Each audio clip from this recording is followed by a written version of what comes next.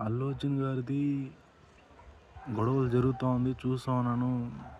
మనకెందుకులే మనం ఏం మాట్లాడతాంలే అనుకుంటా. కానీ మాట్లాడాలనిపిస్తుంది నాకు కూడా.